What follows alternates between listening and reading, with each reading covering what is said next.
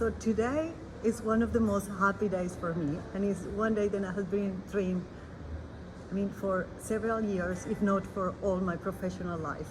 I'm here with somebody that I have admired always because of many things. Probably the most thing that I have admired him is the coherence with his life.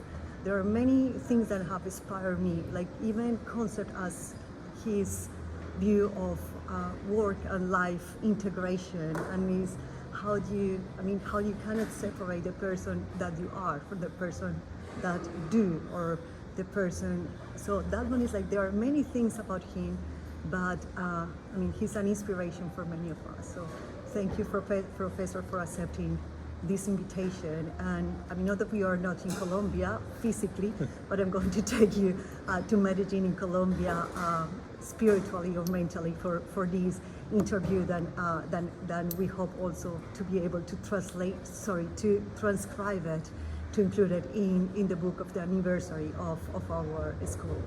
So thank you, Professor Freeman. I know that you asked me to call you Ed. For me, it's absolutely impossible. It's absolutely impossible, because I will feel that it will be even against my own belief and the respect and the admiration that I have for you. So it won't be possible for me to call you Ed.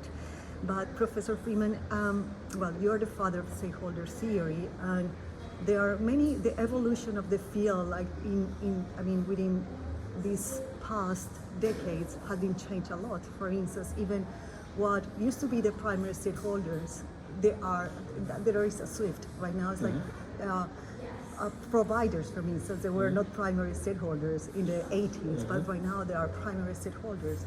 Why do you think is that evolution of stakeholders? Well, I think what's happened is people are beginning to understand that business is more complicated than just making money, and that if you even if all you care about is making a lot of money, you still have to pay attention to groups like local communities.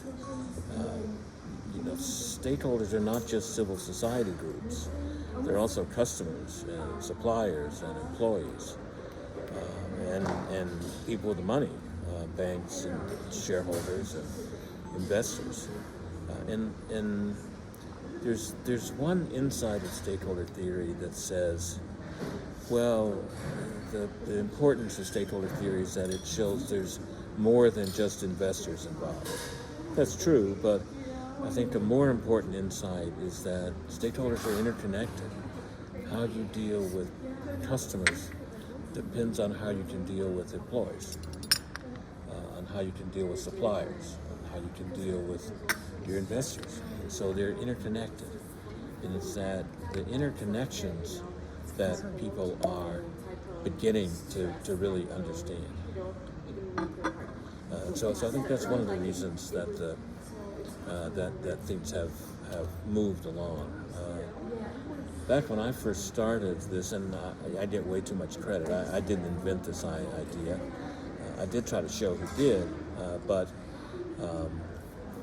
in those days, no one cared much about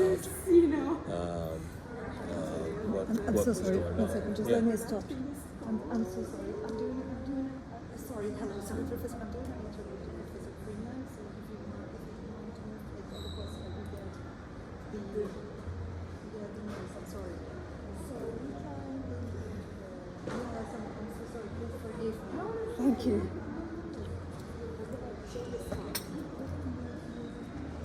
Sorry, Professor.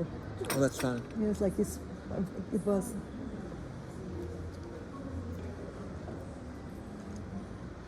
Thank you, Professor. Good. Okay, so I'm so sorry. I'm going to